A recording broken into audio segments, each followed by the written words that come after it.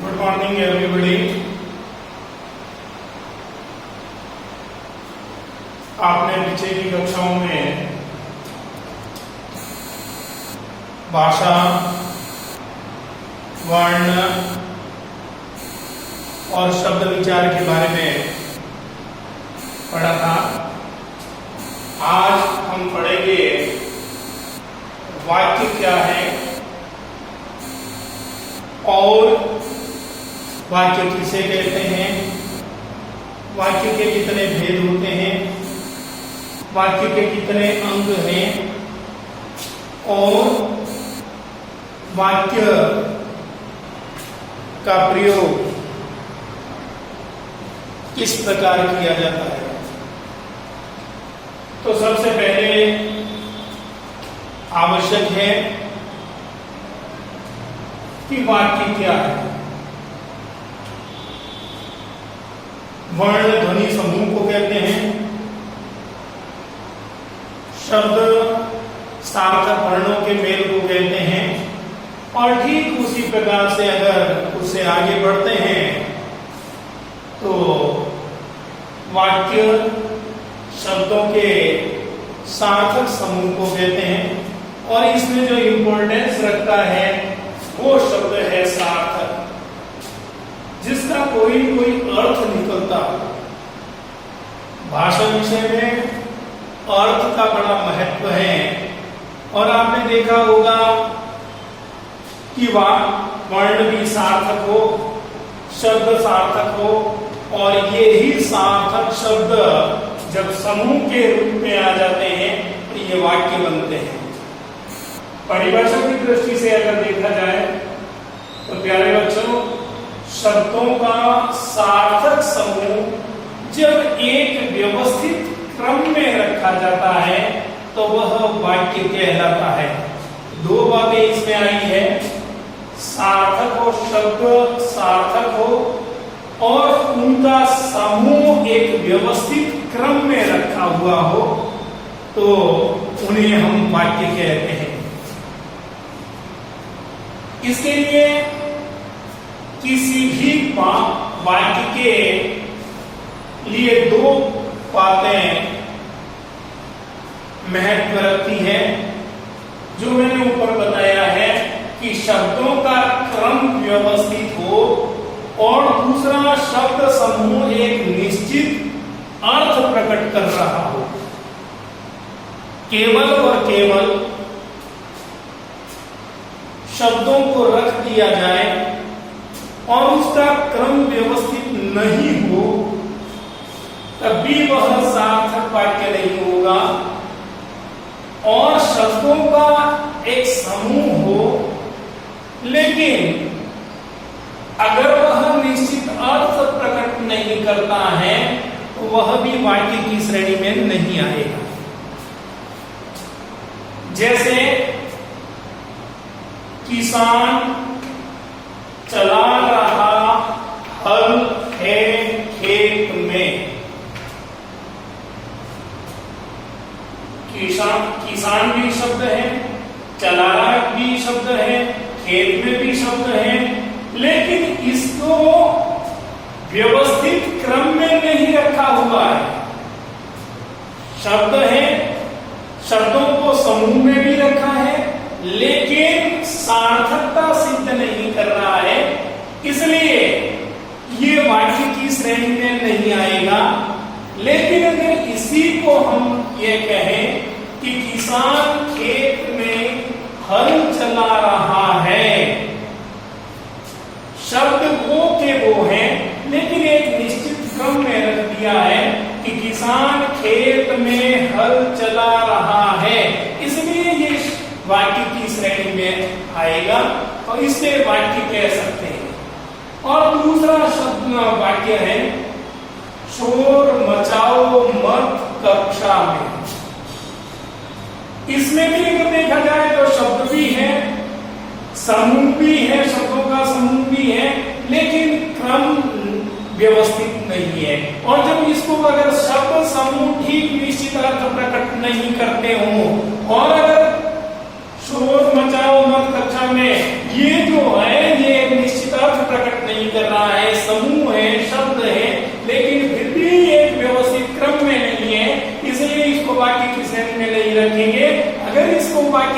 में रखना है, वाक्य का निर्माण करना है, तो कक्षा में शोर मत मचाओ, इस तरह से इसको व्यवस्थित क्रम में लिखेंगे तो इसे वाक्य की शैली में रखा जा सकता है।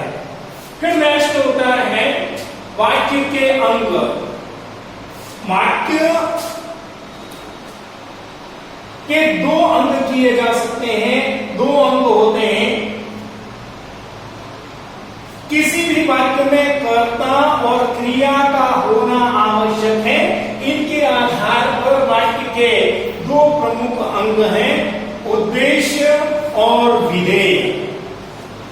ध्यान से एक बार फिर से सुने, किसी भी वाक्य में कर्ता और क्रिया का होना आवश्यक है और इनके आधार पर वाक्य के दो प्रमुख अंग होते हैं। किसी भी भाषा विषय को देख लें, चाहे वह अंग्रेजी हो, सब्जेक्ट और प्रेडिकेट होगा इसमें, इंग्लिश में, और हिंदी में होगा उद्देश्य और विधेय, सब्जेक्ट एंड प्रेडिकेट।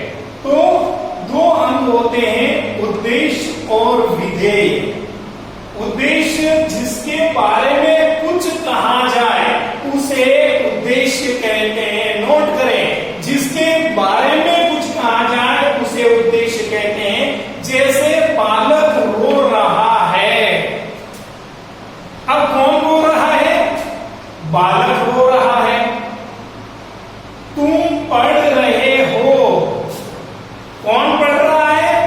तुम पढ़ रहे हो। अर्थात इस प्रकार क्रिया के साथ ऑन लगाकर प्रश्न करने पर जो उत्तर मिलता है वही वाक्य का उद्देश्य कहलाता है। बहुत संक्षिप्त में अगर देखा जाए तो जब क्रिया के साथ कौन लगाकर, जैसे बालक रो रहा है, तो रो रहा है क्रिया है, इसके आगे कौन लगाकर, कौन रो रहा है तो बालक रो रहा है, कौन पढ़ रहा है तो तुम पढ़ रहे हो।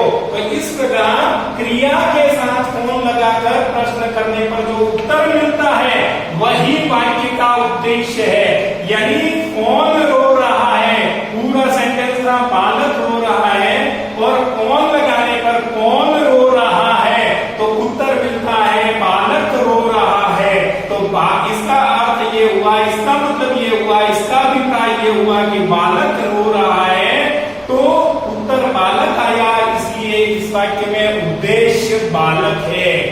तुम पढ़ रहे हो, पूरा सेंटेंस है तुम पढ़ रहे हो। कौन पढ़ रहे हैं? तो तुम पढ़ रहे हो, और तो तुम जो है वो उद्देश्य होगा।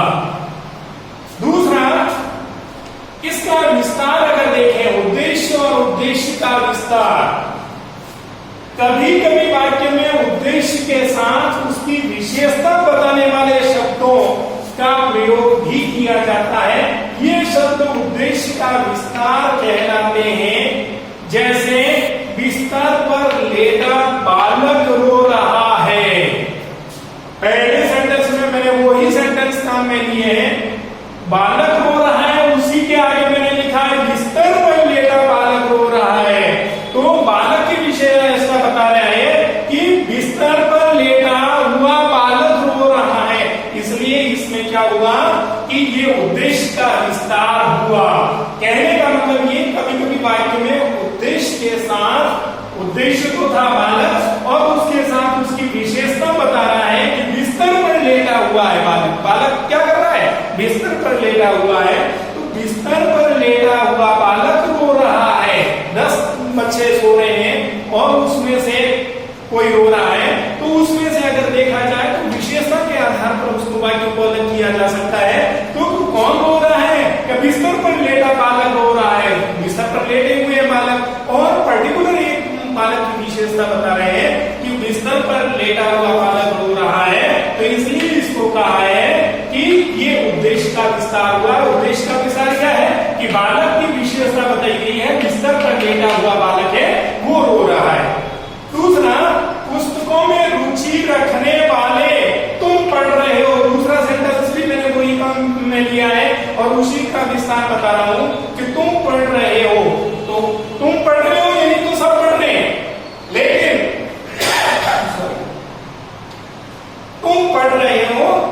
पढ़ रहे तो सब हैं, अब 10 बच्चे पढ़ रहे हैं, लेकिन उसके विस्तार की दृष्टि से देखा जाए तो पुस्तकों में रुचि रखने वाले तुम पढ़ रहे हो, जो पुस्तकों में रुचि रख रहे हैं वो बालक पढ़ रहे हैं। और दूसरा दे दिया है, इसी को स्पष्ट किया है, उद्देश्य और उद्देश्य का विस्तार। उद्देश्य था बालक रो रहा है तो उद्देश्य का विस्तार किया, बालक बिस्तर पर लेटा हुआ है वह रो रहा है। और उसके बाद में तुम पुस्तकों में रुचि रखने वाले पढ़ रहे हो। इस प्रकार से हमने इस कक्षा में पढ़ा है वाक्य क्या है, वाक्य किस को कहा जा सकता है, वाक्य के अंग क्या है, और अंग में से हम लोगों ने पढ़ा है उद्देश्य। और आगे की कक्षा में हम पढ़ेंगे दूसरा है विधेय क्या है, इस बारे में हम आगे की कक्षा में पढ़ेंगे।